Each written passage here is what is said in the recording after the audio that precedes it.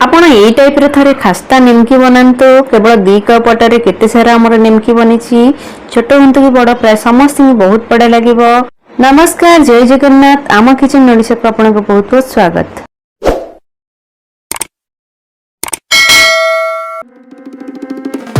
आज आमे मसुमसिया खास्ता निमकी बनेबा। सेथि पय मु एठी गोटे बाउल ले जाईछि। सेथिरे 2 कप आटा बा 300 ग्राम आटा ऐड करबा।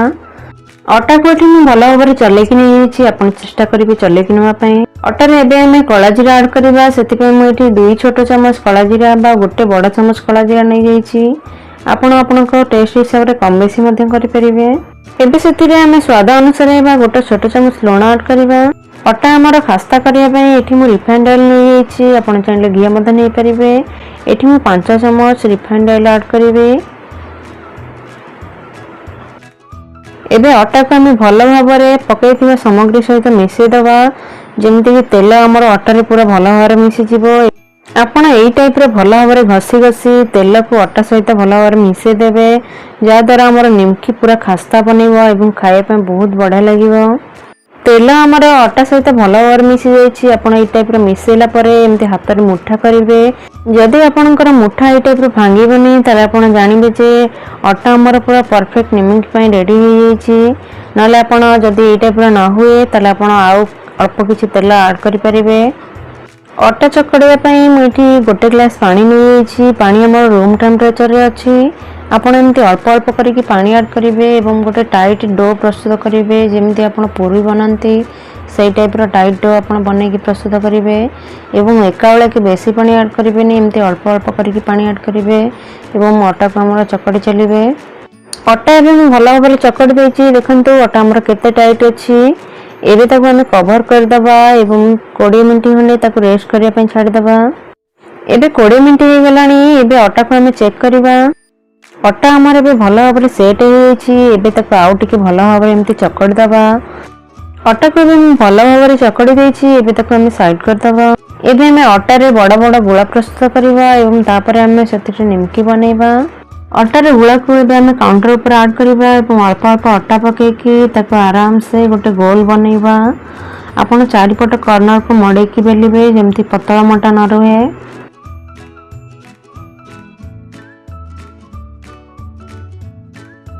एठी मु भल भाबरे बेली दैछि। आपण एई टाइप रो ताको चारिपट कॉर्नर को मडे कि एमति भल भाबरे गोल करिकि बेली देबे। एबे ताको हमें कट करबा। मु एठी पिज्जा कटर साहाय्य रे कट करूछि। आपण प्रकार नथिबो दे ताले आपण छोरी रे मध्ये कट करि परिबे। आपण आपणकर मन पसंद रो कोनोसी भी शेप रे एठी बनै परिबे। एबे मु मो मन पसंद रो शेप रे मु एठी काटिछि। एबे ताको हमें प्लेट को बाहर कर दबा एवं ताको साइड कर दबा। निमकी हमर फ्राई करिया पय बा छानिया पय मु एठी तेल गरम करे पय बसैथिली। तेल एबे हमर गरम हे गलानी। एबे सेतिरे हमें गोटे छोट निमकी पकै कि देखिबा। देखंतु पूरा ऊपर को आछि। तेल पूरा हमर परफेक्ट गरम अछि। एबे सेतिरे हमें अल्प अल्प करिकि निमकी ऐड करबा एवं आपण आराम से ऐड करिवे एवं ताको फ्राई करबा।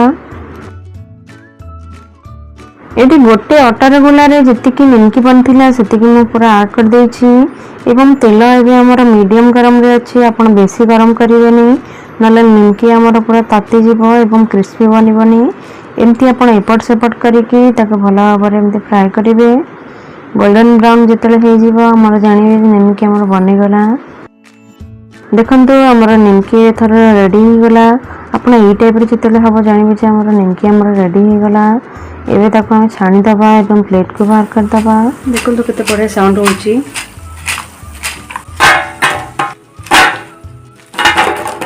देखंतु हम निमकी एटी केते क्रिस्पी बनिछि। सेम प्रोसेस रे हम सब निमकी गुडी को फ्राई कर दबा।